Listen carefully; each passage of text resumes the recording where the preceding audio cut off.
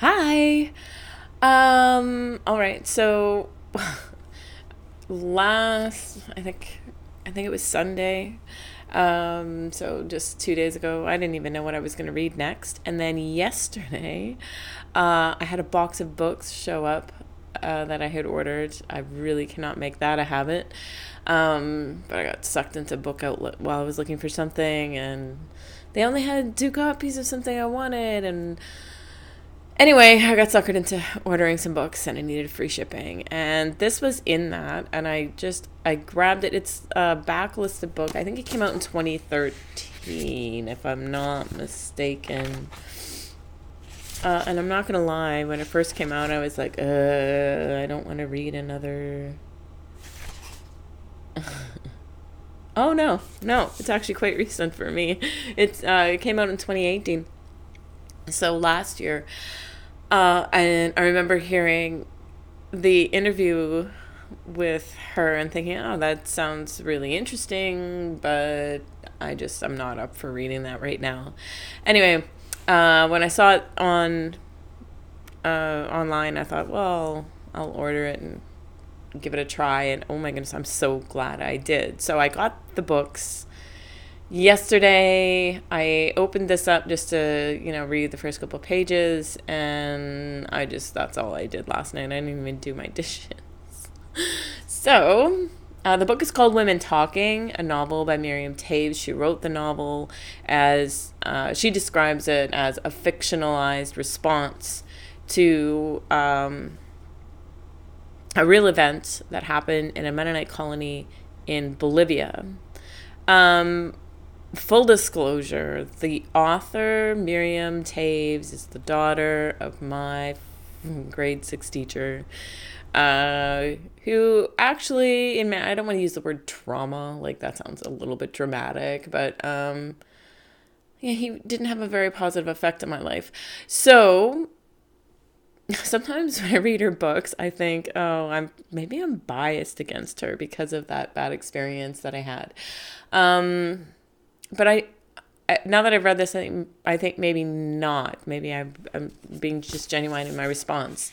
I really enjoyed A Complicated Kindness, which was one of her first books. And it depicted a teenage girl similar to the town where we both lived. And I thought she did a really good job in that book. Didn't like the Flying Troutmans at all.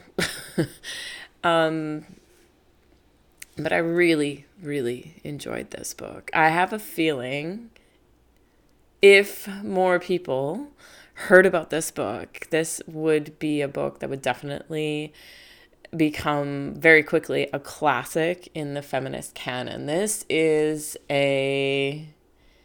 She's used the real events of what happened in that colony,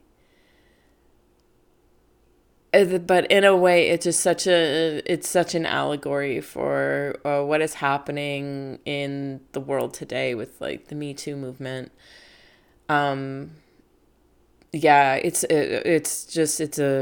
almost, it reads like almost like a dialectic sort of, I'm saying that very loosely. um yeah, questioning, is it possible to forgive? Can you forgive people who have perpetrated harm against you, in some cases extreme harm against you? Um, and what do you do about the system that's in place that has allows those kinds of things, not only allows them, but in many ways encourages those kinds of things to happen? Um, and are the people who are perpetuating those crimes against you just as, what's the word I'm looking for? Um, just as much victims of that system as you are? And a bazillion other questions that come from confronting how women are treated. Essentially, the writing in here is sparse.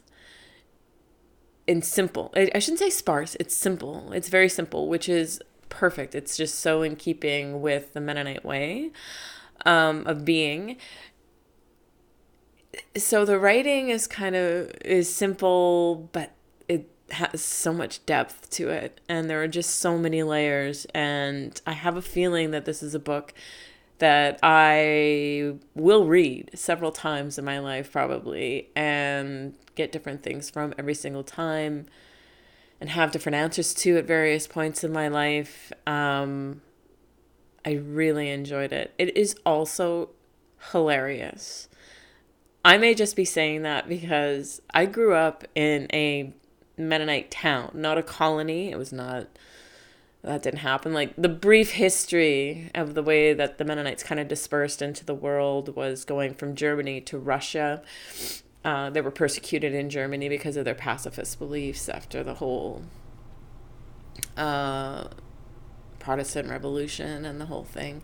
Anyway, they were prosecuted in Germany. They roamed around in the woods for a couple centuries. Then Catherine the Great needed farmers that were going through a drought, and she had heard about these Mennonites who were amazing farmers. They went to Russia. They were amazing farmers. They fed Russia. But then during the Russian Revolution, they were just being slaughtered by the revolutionaries because, and they wouldn't fight back because that is a core tenet of their belief. I say they. I should clarify. Like, my family is Mennonite. I am not considered Mennonite. I consider myself to be culturally Mennonite. I grew up that way, so I understand the beliefs and the values and all of that kind of stuff. Mennonites are also known as Anabaptists, which means to be baptized twice, and I never was baptized again. So,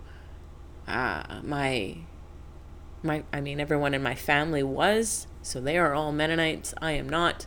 It's not, they haven't shunned me or it's not like that. Whereas, if you lived in a colony, if you didn't get baptized again, you would be, I think, asked to leave and that sort of thing. But anyway, so it is a bit different, my circumstance, but there are certain ways of Mennonites, and one is to be simple. So then in Canada, where we live now, the Canadian government was trying to, the British, they were trying to wrest the land away from the Indigenous populations and the Métis here. Particularly where we settled, it was mostly the Métis that they were trying to get the land from. Now, the scouts that were sent ahead from Russia didn't realize that that's what was going on. I shouldn't say they didn't realize. They didn't understand what was happening. So they came here, and if you read the journals and the letters that they sent home, they came here, they were shown around, but they didn't speak English. They didn't speak French, right? They spoke a language called Plautdicht, which she talks a little bit about that in here, and that it's a very archaic language, very few people speak. Anyway, they wrote home and said, there's no way anybody's moving here. This place is just, it's awful. The winters are freezing. They lived in Russia, and they thought Canada was cold. The mosquitoes are terrible. The land is just a swamp. It'll be a disaster to try and farm. And there seems to be some dispute about the land, but they didn't seem to be able to figure out what that was. It was during the time of the Red River Rebellion. And so, yeah, there was definitely a dispute about the land. But then they made it back to Russia, and they realized that basically at that point, everybody was going to have to either leave or die. For Mennonites, that is essentially always the question. Do we stay and fight and break our core tenet, which is pacifism, or do we leave? And Mennonites leave. It's what they do. They avoid conflict. And that's what the women in this book are doing at the beginning of the book. There have been a series of rapes and the men who have done the raping are currently in jail. The men in the colony have gone to the city to get those men out of jail and bring them back to the colony. And the women are deciding whether they should stay and fight the men on this and try to win them over to having more liberal values, whether they should leave and take any of the men who are on their side. Anyway, that's what they're trying to decide in this book.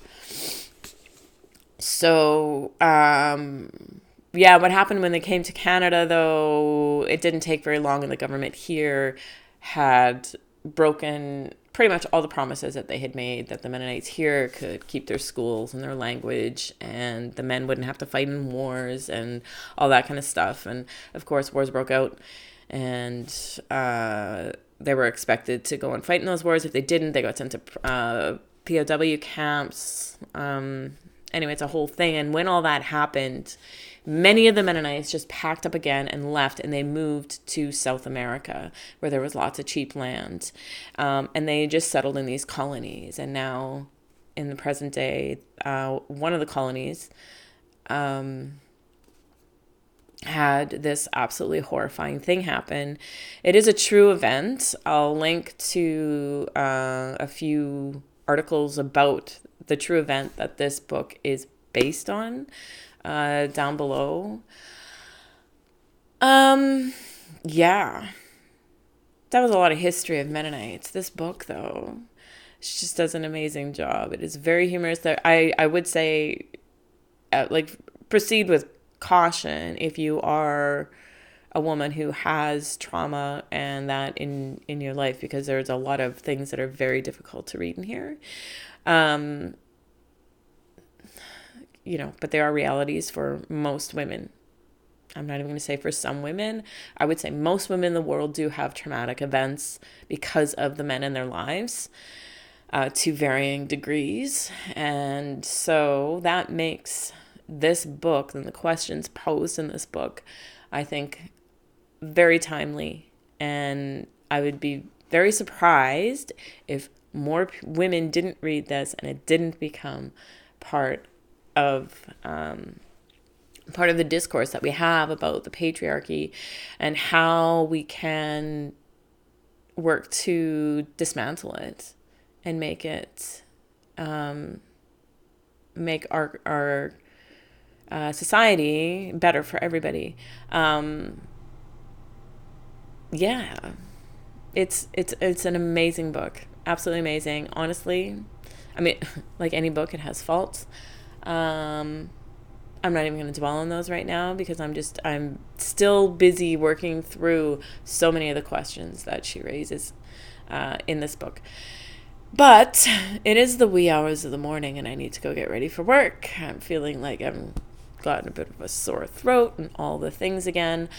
Super busy day at work. Got to get ready for the upcoming trip tomorrow. I got to get packed this evening and all that kind of stuff. So I'm not sure if I'm going to get started on anything new. I do have those audiobooks that I mentioned before that I'm hoping to get to on my trip.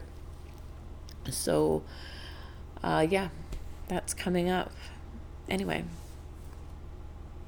5 cups of tea. Highly recommended. Happy reading.